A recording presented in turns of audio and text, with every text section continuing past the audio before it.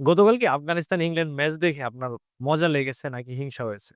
যদি হিংসা হয়ে থাকে তাহলে আপনার টিপিক্যাল বাঙালি মস্তিষ্ক যেটা আছে সেটাই রয়েছে। আর যদি আপনি মজা পেয়ে থাকেন তাহলে আপনি ক্রিকেটটা দেখেন উপভোগের জন্য। আপনি জেনুইন ক্রিকেট ফ্যান। কেন বললাম হিংসার কথা? আসলে আমাদের একটা অভ্যাস আছে যে আমাদের নিজেদের ব্যর্থতা অন্যদের সাথে কম্পেয়ার করা।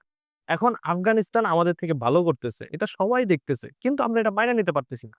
কেন মানতে পারতেছি না? কারণ তারা আমাদের থেকে ভালো হয়ে যাইতেছে খুব কম সময়ের মাঝে। এই জিনিসটা আমাদের জন্য একটু কষ্টদায়ক। বাট আপনার সত্যি রিয়েলিটি মানতে হবে। রিয়েলিটি মাইনে নিতে হবে যে আফগানিস্তান বাংলাদেশ থেকে অনেক, অনেক ভালো দল হিসাবে গড়ে উঠতেছে। চ্যাম্পিয়ন্স ট্রফি শুরু হওয়ার আগে রিকি পন্টিং একটা কথা বলছিল যে কথাটাকে বাঙালিরা অনেকে আবার অনেকভাবেই দেখছে। অনেকে আবার রিকি পন্টিং রে পর্যন্ত গালি দিচ্ছে যে, "কি বলে এই কথা এই লোকে? এই লোকে কি পাগল নাকি?" কথাটা বলছিল এরকম যে, বাংলাদেশের থেকে তারা অনেক ভালো দল এবং বাংলাদেশ থেকে তারা বেশি সাকসেস এবার চ্যাম্পিয়ন্স ট্রফিতে পাবে। বাংলাদেশ হয়তোবা কিছুই করতে পারবে না। কিন্তু আফগানিস্তান বাংলাদেশ থেকে অনেক, অনেক ভালো কিছু করতে পারবে। আপনি দেখেন, একজন মানুষ কথা বলছে, সেই কথাটা আসলে কাগজে কলমে প্রমাণ করে দিল আফগানিস্তান। মানে শুধু তো আর কথাটা বলে নাই। বাংলাদেশ ২ টা ম্যাচ খেলছে, ২ টা থেকে ২ টাই হারছে। আফগানিস্তান ২ টা ম্যাচ খেলছে, ১ম ম্যাচ হারছে। ফাইন। 2nd ম্যাচ ইংল্যান্ডের সাথে। সেই ম্যাচ ৩২৫ রানের টার্গেট দিয়েছে ইংল্যান্ডকে। একবার চিন্তা করেন। ইংল্যান্ডের মতন দলকে ৩২৫ রানের টার্গেট দেওয়া। মোটেও কিন্তু চারটেখানি কথা না। আবার টার্গেট দিলেন, আমরা দেখেছি ইংল্যান্ডের ১ম ম্যাচটা ৩৫০ রানের টার্গেট দিয়েছিল অস্ট্রেলিয়াকে। সেই ম্যাচ ইংল্যান্ড হেরেছে। তো এখানে তো বলাই যায় যে আফগানিস্তানও সেফ না। আফগানিস্তানও হারতে পারে। কিন্তু এখানেই ম্যাজিক। আফগানিস্তান তাদের বোলিং শক্তিতে ইংল্যান্ডকে ঘুরিয়ে দিয়েছে। তাদের এবারে চ্যাম্পিয়ন্স ট্রফির ১ম ম্যাচটা জিতেছে।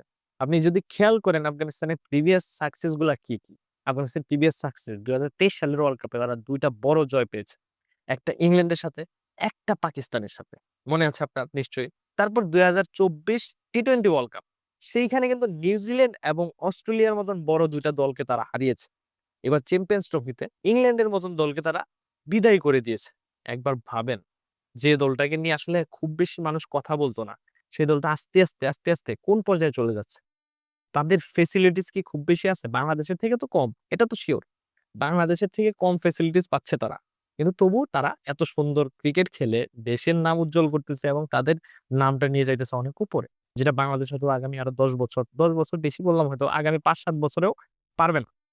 কে জানে ১০ বছরও লাগতে পারে। এখন আফগানিস্তানের লাস্ট ম্যাচ আছে অস্ট্রেলিয়ার সাথে। সেই অস্ট্রেলিয়ার সাথে ম্যাচটা যদি কোনভাবে জিততে পারে, তাহলে তারা সেমিফাইনালে। আর যদি তারা আসলেই সেমিফাইনালে যায়, একবার চিন্তা করে দেখেন, ২ টা দলকে তারা বাদ করে সেমিফাইনালে যাবে। ইংল্যান্ডকে বাদ করছে তারা। এখন যদি অস্ট্রেলিয়ার সাথে তারা জিতে, অস্ট্রেলিয়াকেও তারাই বাদ করছে হিসাবে। কারণ অস্ট্রেলিয়া ১ম ম্যাচ জিতছে, ২য় ম্যাচ বৃষ্টির কারণে বাদ হইছে। তো ৩ নাম্বার ম্যাচ আফগানিস্তানের সাথে, সেটাতে যদি আফগানিস্তান জিতে যায়, তাহলে কিন্তু অস্ট্রেলিয়ারেও তারাই বাদ ফালাইছে। একটা ছোট দল, বড় ২ টা দলকে বাদ ফালাইতে পারে। একবার ভাবেন, আফগানিস্তানের জন্য বিষয়টা কতটুক বড়। আফগানিস্তান কোন ধরনের সুযোগ সুবিধা না পেয়েও যে কাজগুলা করছে, সেটা বাংলাদেশ এত সুযোগ পাওয়ার পরেও করতে পারছে না। বাংলাদেশের কি নেই? ফেসিলিটিস থেকে শুরু করে ইচ অ্যান্ড এভরিথিং যা দরকার ক্রিকেটীয় ইনফ্রাস্ট্রাকচার সবকিছুই আছে। এবং পৃথিবীর নাকি ৪র্থ ধনী দেশ বাংলাদেশ। তারপরেও বাংলাদেশের এই অবস্থা। বাংলাদেশের ২ টা ম্যাচ ছিল, ২ টা থেকে ২ টাই হার এবং আজকে পাকিস্তানের সাথে আরেকটা ম্যাচ আছে। সেই ম্যাচে জিতলেই কি হবে? কোন লাভ আছে? মানে হ্যাঁ, একটা সম্মানজনক ব্যাপার-স্যাপার যে আমরা শেষ ভালো আমাদের ক্যাপ্টেন শান্ত তো এটাই বলছে যে, "শেষ ভালো হবে আমাদের যদি পাকিস্তানের সাথে ম্যাচটা জিতি। এটা নাকি জেতা খুব ইম্পোর্টেন্ট।" আগের ২ টা ইম্পোর্টেন্ট ছিল না। এই ম্যাচটা জেতা খুব ইম্পোর্টেন্ট। আমরা ঘরে ফিরতে পারবো হাসি মুখে। আরে বাঙালি! যাই হোক এখন কথা হচ্ছে আফগানিস্তানের এই জয় নিয়ে আপনাদের হিংসা করার কিছুই নাই। আপনারা সুন্দর ক্রিকেট দেখছেন। যদি আপনারা ভালো ক্রিকেট বুঝেন তাহলে আপনার হিংসা আসার কথা না।